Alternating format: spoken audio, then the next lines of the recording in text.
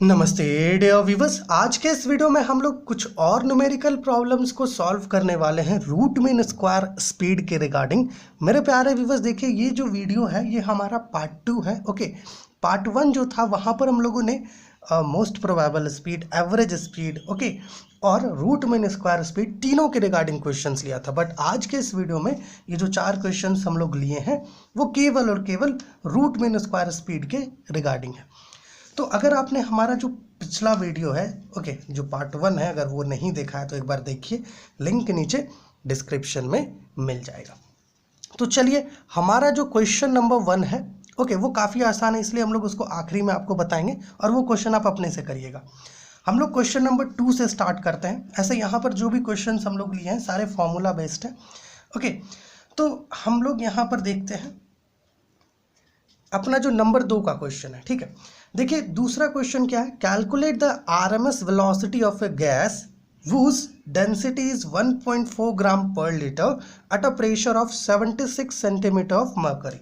देखिए हमें क्या करना है, एक गैस का रूट मीन स्क्वायर वेलोसिटी पता करना है। ठीक है, जिसका डेंसिटी अपने पास इतना ग्राम पर लीटर है और प्रेशर इतना गिवन है।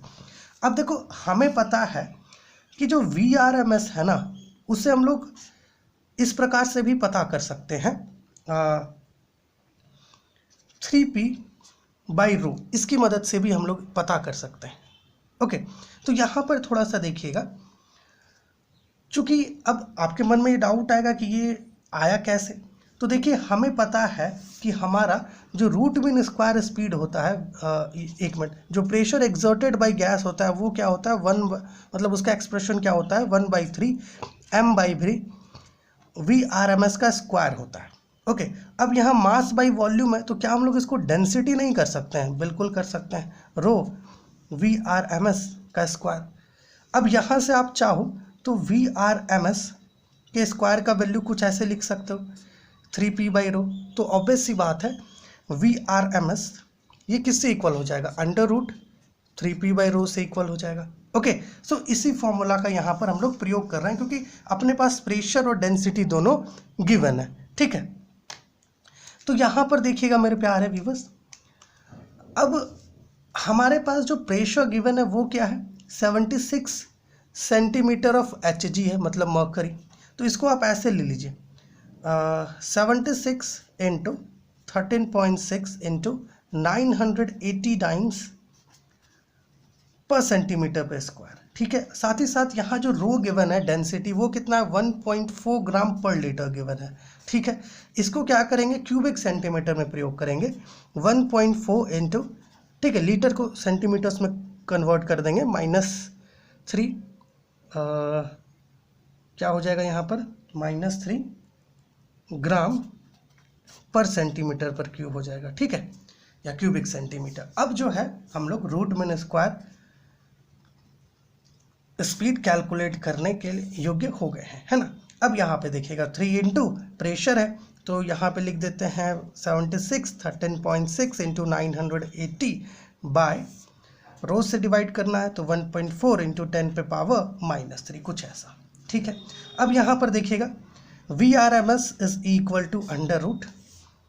हम लोग क्या करते हैं, ये जो 980 है इसमें से ये 10 निकाल करके यहाँ पे, चूँकि 980 है तो 98 इंटू 10 करेंगे तो हो ही जाएगा काम। तो ये जो 10 है, अगर इसको इससे मल्टीप्लाई कर देंगे तो क्या ये 136 नहीं बन जाएगा? बिल्कुल बन जाएगा। तो चलिए इसको ऐसे ले लेते हैं, 3 इंटू 76, 136 इंटू 98 बाई 1.4 इंटू 10 पे पावर 3 कर देते हैं इसको। ठीक है, अब यहाँ देखिएगा VRMS इज इक्वल टू √।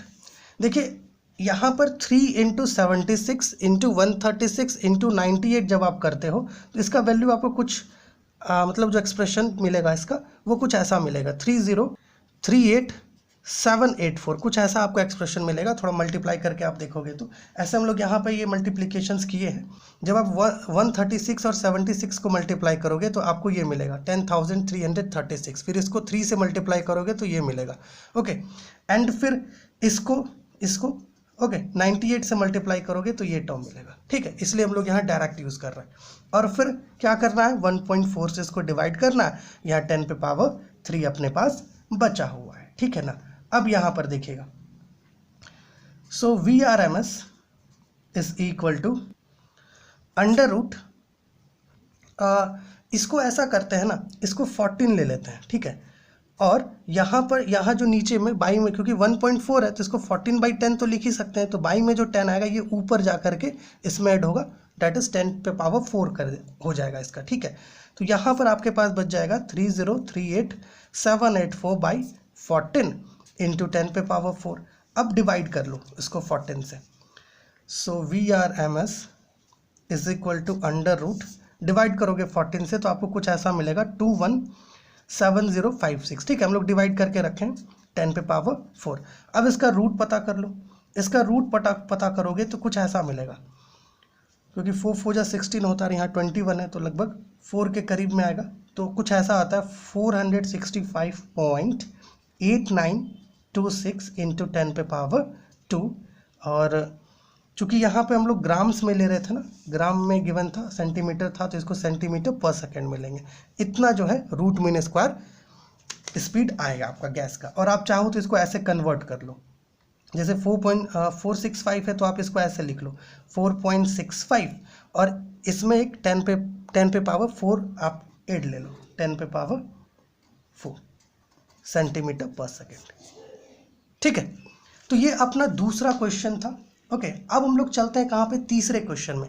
तीसरा क्वेश्चन देखिए क्या कह रहा है, find the ratio of RMS velocity of oxygen to that of hydrogen in a mixture of these gases. देखिए मान लीजिए कि अपने पास एक कंटेनर है, ठीक है, इस कंटेनर में जो है ऑक्सीजन और हाइड्रोजन ये दोनों जो गैस है इसका एक मिक्सचर प्रेजेंट है, और मान लेते हैं ये जो मिक्सचर इसका टेम्परेचर T है, प्रेशर P है, वॉल्यूम V है, जस्ट इमेजिन, ठीक है।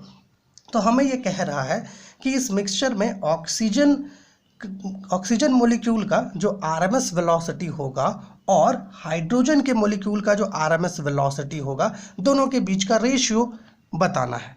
तो यहाँ पर देखिएगा, इस काम को हम लोग यहाँ पे करते हैं, ठीक है, यहाँ पे करते हैं इस काम को। तो यहाँ पर कैसे कर सकते हैं हम लोग इसको सॉल्व कैसे कर सकते हैं। देखिए हमें पता है कि हमारा जो रूट मीन स्क्वायर है VRMS, ओके, ये आपका किससे इक्वल होता है, अंडर रूट 3kT/m से इक्वल होता है, हमें ये पता है, ओके। और हम लोग चाहें तो इसे कुछ इस फॉर्म में भी लिख सकते हैं, इस फॉर्म में भी, अंडर रूट 3RT/M, इस फॉर्म में भी हम लोग चाहे तो इसे लिख सकते हैं, ओके, है ना। अब देखो ये 3RT/M ये वाला कैसे आया, ओके, ये हम लोगों ने पिछली वीडियोस में डिस्कस किया है, ठीक है। तो हम लोग इसी की मदद से जो है इसे पता करेंगे। अब देखो पहले क्या करते हैं, ऐसा ले लेते हैं कि जो VRMS है आपका ऑक्सीजन के लिए, ठीक है, क्योंकि ऑक्सीजन और हाइड्रोजन में पता करना है, तो ऑक्सीजन के लिए जो है, चलो ऐसा मान लेते हैं वो होगा 3RT, क्योंकि R तो सेम होगा दोनों के लिए, और टेम्परेचर क्योंकि मिक्सचर है तो मिक्सचर का टेम्परेचर तो T ही लेके चलेंगे, और ऑक्सीजन है तो उसका मोलिक्यूलर वेट कितना होता है ऑक्सीजन का, 32 होता है, ओके, मोलिक्यूलर वेट ऑक्सीजन का, ये ले लेते हैं। और जो VRMS हम लोग लेंगे आपका हाइड्रोजन के लिए, वो कुछ ऐसे लेंगे, under root 3RT by hydrogen का मोलिक्यूलर वेट 2 हो जाएगा। तो हमें पता क्या करना है, रेशियो VRMSO बाई VRMSH, ये पता करना है, ओके। तो यहाँ पर देखिएगा, इसको ऐसे लिख देते हैं 3RT/32/3RT/2, कुछ इस प्रकार से, ओके। तो यहाँ पर क्या हो जाएगा देखिएगा, इसे कुछ ऐसे लिख सकते हैं हम लोग 3RT/32 इंटू 2/3RT, कुछ इस प्रकार से, ये दोनों कैंसिल हो जाएगा, और यहाँ से आप इसको भी कैंसिल कर सकते हैं, क्योंकि 2 16 या 32 होता है। तो VRMS oxygen by VRMS hydrogen ये क्या हो जाएगा √1/16, तो आप इसे 1/4 लिख सकते हो। तो यहाँ पे क्या हो जाएगा VRMS of oxygen is to VRMS of hydrogen is equal to 1.4, कुछ इस प्रकार का रेशियो आएगा। ठीक है, तो कुछ ऐसा जो है रेशियो यहाँ पे देखने को मिलेगा। अब चलते हैं कहाँ पर, अपना क्वेश्चन नंबर 4 को देखते हैं। देखिए क्वेश्चन नंबर 4 क्या कह रहा है, find the temperature at which RMS velocity of a gas is double its value at 0 degree Celsius, pressure remaining constant. मेरे प्यारे व्यूअर्स यहाँ पर थोड़ा समझिएगा, हमें क्या रहा है कि हमें क्या करना है, टेम्परेचर पता करना है at which RMS velocity of gas is double its value at 0 degree Celsius. जैसे मान लीजिए कि 0 डिग्री सेल्सियस पर, मतलब कोई एक गैस है, ठीक है, उसके मोलिक्यूल्स का जो RMS वेलोसिटी है 0 डिग्री सेल्सियस पर, चलिए उसको V1 ले लेते हैं। तो ये कह रहा है कि कितने टेम्परेचर पर ओके सेम गैस के मोलिक्यूल्स का जो वेलोसिटी है, जो RMS वेलोसिटी है, वो दुगना हो जाएगा, 2V1 हो जाएगा। इस टेम्परेचर को हमें पता करना है यहाँ पर। तो चलिए इसको पता करते हैं, चलिए इसका काम यहाँ पर करते हैं हम लोग। ठीक है, तो मेरे प्यारे व्यूअर्स देखिए, हमें एक चीज़ पता है, according to kinetic theory of gases हम लोग ये जानते हैं। ठीक है, अकॉर्डिंग टू काइनेटिक थ्योरी, ठीक है, काइनेटिक थ्योरी से हम लोग ये जानते हैं कि हमारा जो रूट मीन स्क्वायर स्पीड है, ओके, जो VRMS है, ये डायरेक्टली प्रोपोर्शनल होता है, यहाँ पर T होगा, डायरेक्टली प्रोपोर्शनल होता है square root of absolute temperature पर। इसी का प्रयोग यहाँ पर करेंगे। देखिए इस प्रकार का क्वेश्चन कॉम्पिटिटिव एग्जाम्स में भी आता है। ठीक है, तो यहाँ पर देखिएगा, इसे हम लोग कुछ ऐसे लिखते हैं, कुछ इस प्रकार से, जैसे मान लेते हैं कि